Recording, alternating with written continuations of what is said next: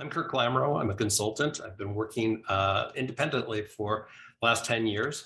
My practice is focused on healthcare, IT companies, and I have been working with clients in the rare disease space specifically for basically 6 years. So we've been looking at a variety of different issues related to that. Prior to that, I came out of pharma, where I spent about 16 years in a variety of roles, both on the commercial side, but then in planning and business development and then public policy is kind of where I ended up. So it's been remarkable to be able to work with RareX on this project and Alexion, who is one of the sponsors of the paper. And together we've been able to, I think, do a project that has been long overdue. So, one of the key things I think with rare diseases is that there are some fundamental things that we don't fully understand and appreciate. And one of them is the true number of rare diseases. So, for the last decade or so, the number has remained fairly static, like between 7,000 to 8,000 rare diseases, or 6,000 to 8,000, depending on the estimate.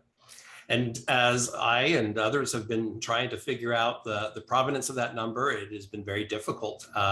Basically, there's these circular references where one entity refers to another's, and it kind of goes round and round. So understanding the true source of that number has been a little problematic.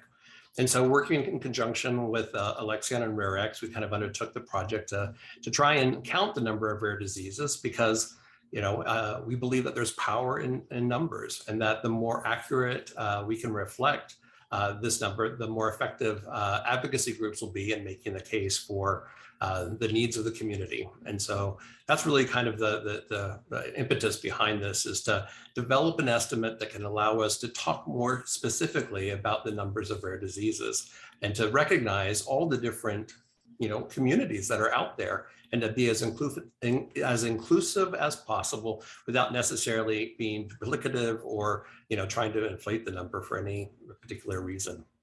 Well, let's take a look in the last couple of years, and I know that you guys have done research or interviews with some of the folks behind the economic and cost and burden of rare disease through Every Life Foundation, the GEO report.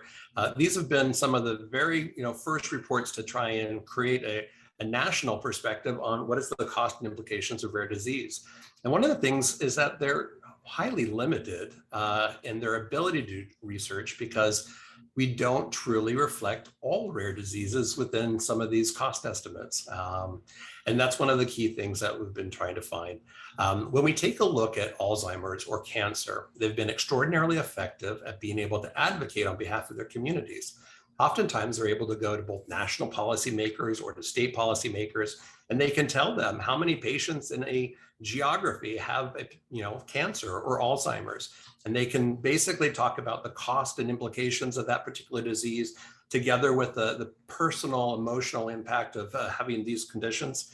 And they've been able to adequately get resources dedicated and kind of mind share. And one of the key things that we wanted to do is, again, help ensure that as the broader rare disease community advocates on behalf of more resources and attention, that they have an accurate number. And the 10,867 number that we came up with, I think, reflects the progress that's been made over the last several years.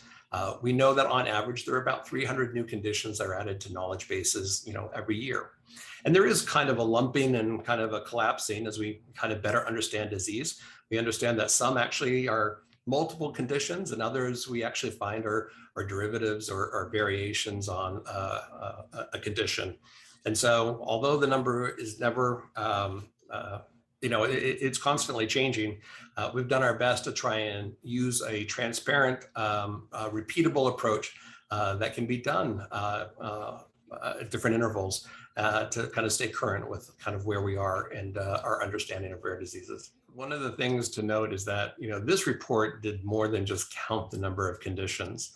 What we had also set out to do was trying to characterize them to better understand how well they're described in the key knowledge bases that are out there. And one of the key findings is that 20% of diseases that are in perhaps OMIM and Orphanet are so poorly described that they only have, less than 3 symptoms or phenotypes associated with that description.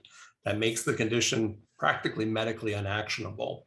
And so one of the key things that we were trying to point out is, what can be done about that? How do we help communities better understand the process for both getting their condition recognized in a major knowledge base, but then more importantly, helping it to progress to a level of understanding where it becomes an attractive target for research and development firms or academic researchers. And so that's one of the key things that I think is unique about the report, is that we also are trying to focus and educate the advocacy community around how decisions are made around inclusion and the types of details that are put into these knowledge bases, and the importance of ensuring that their research efforts all are kind of geared towards a publication strategy in peer-reviewed journals, because that's really kind of the cost of entry into these different knowledge bases. And so that's one of the key, I think, things that we've tried to highlight in the course of the report.